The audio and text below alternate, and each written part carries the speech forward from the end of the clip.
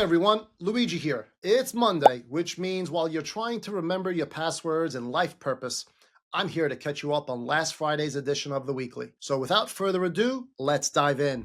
First up, I'm breaking down fund of funds. Basically, it's investing for people who want all the returns without ending up covered in drywall dust from your third passive income rental property. Think of it like a charcuterie board of investing. You're not betting on one sad cube of cheddar. You're getting the whole tray of brie, prosciutto, and mystery meats that might kill you, but hey, at least you'll die diversified. Speaking of questionable decisions, Elon Musk is starting his own political party. Him too? Because apparently running Tesla, SpaceX, and the flaming Twitter carcass wasn't enough chaos for one man. Investors were thrilled he quit politics to focus on self-driving taxis, until he announced, just kidding, I'm back in the game. At this point, they'd rather he launch himself into Mars orbit permanently. In news that might actually improve humanity, TSA is finally letting people keep their shoes on at security. Only took them 20 years to figure out no one wants to walk barefoot where thousands of strangers' fungal infections have lived. Congratulations, America. We've progressed slightly beyond caveman hygiene standards. Over at TikTok, they're rolling out US-only app to avoid being banned. So yes,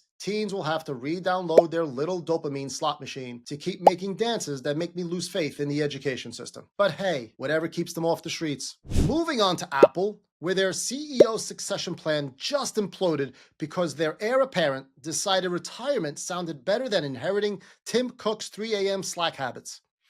Meanwhile, Zuck poached their AI chief for his new superintelligence labs, probably to finally build an algorithm that explains why no one gives a shit about threads. In cinematic hostage situations, AMC theaters decided movies alone weren't enough torture, so now they're adding up to 30 minutes of ads before you film. For $20 a ticket, you too can watch insurance commercials in a dark room full of coughing strangers. Or, stay home and watch Netflix in your underwear like a normal person. In this week's Money Minute, we're looking at why a bad hire can drain $15,000 to $100,000 from your business faster than your ex drained your savings account. Between wasted onboarding costs, lost productivity, and your top employees quitting because they're tired of covering for the village idiot, bad hires are basically expensive mistakes you can't even deduct. And now, some quick hits before I let you go. First, the New York Yankees are handing out George Costanza bobbleheads of him napping under his desk. Finally, a tribute to the real workplace hero, the guy doing absolutely nothing. Next, Wimbledon's Iga Swiatek wants you to eat strawberries with pasta and yogurt? Italians are lighting prayer candles as we speak. Madonna mia. And one mom used ChatGPT as her therapist